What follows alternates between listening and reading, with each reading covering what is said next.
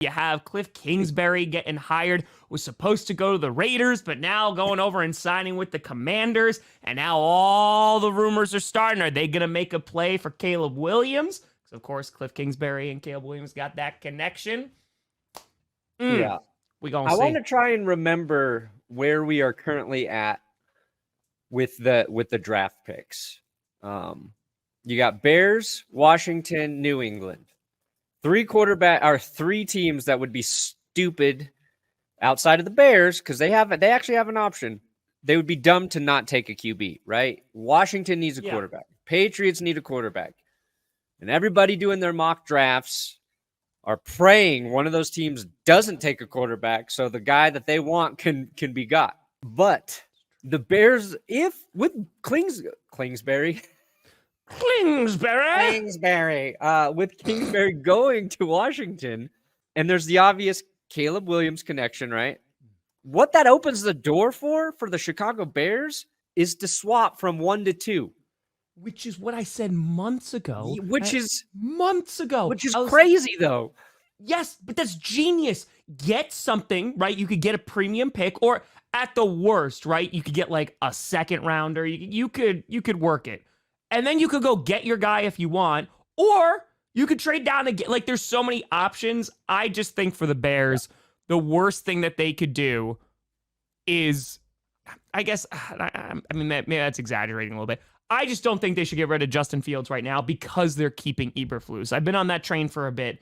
It just doesn't make sense because if Caleb Williams, right, Eberflus doesn't work out this year, which I don't think that he's proven enough. The defense got a little bit better last year, don't get me wrong, but I think that was also because of Montez Sweat coming in. Yeah. I don't feel a ton of confidence because then the Bears just doing the same thing that they always do. Yeah, but I mean, I think like if you're Ryan Poles and you believe Caleb Williams is the next like Josh Allen, like, you know, he's drawn the Mahomes comparisons, he's drawn the Josh Allen comparisons, and this last season was really hard to kind of gauge where he's at because their USC's defense was so freaking terrible.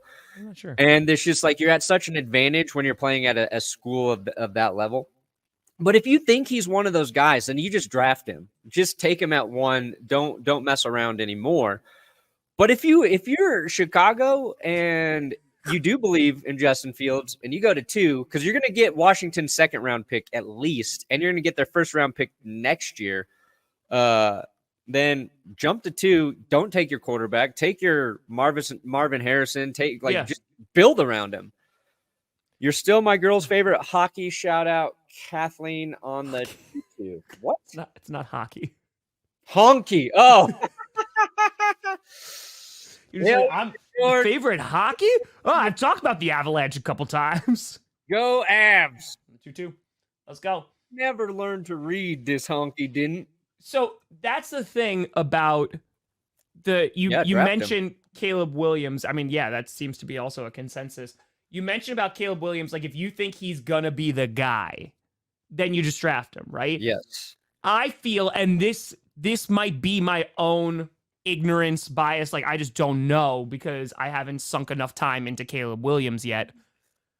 I feel like he is not getting the same kind of coverage that a Joe Burrow got, that a Trevor Lawrence got. I feel like his hype was higher last year. Yeah, for sure. And last offseason, and this year, if anything, and through, I'm not even saying a fault of his own. I think there's a lot of fake reports out there. There was a lot that he wanted, ownership, like equity within the team and all this stuff.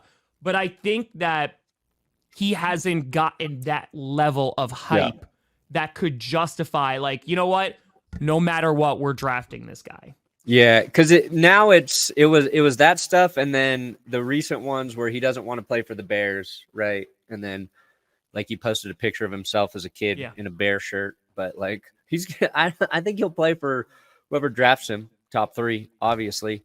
But that's what happens every year with the draft, though. It's like, which quarterback was the best most recently? Like that's all our brain really has time for. Like who was good just like yesterday? That's the guy who's the best, unless you're an actual NFL team. And you better be right on your evaluations. Like, I'm working on a video for the Jets today. And it's just like, You guys messed up in your evaluation of Zach Wilson. You had a limited sample size of his play, and you just said, you know what, that's our guy. And you have a head coach who's a defensive guy. But if that defensive guy doesn't understand how to help his organization pick a quarterback, then what's his real value?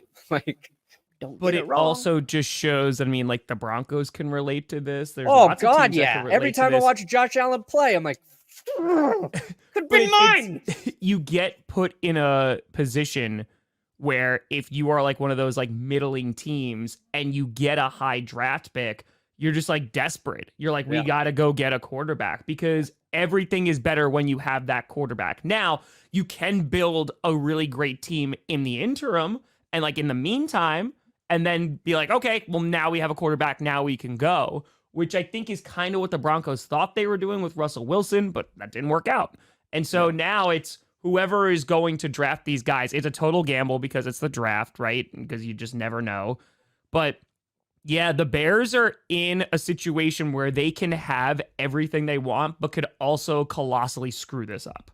Oh, for sure. I think the Bears just draft Caleb Williams, and I like Justin Fields. I don't think he's as bad as he gets credit for. I don't know if he can be as good as Bears fans need him to be.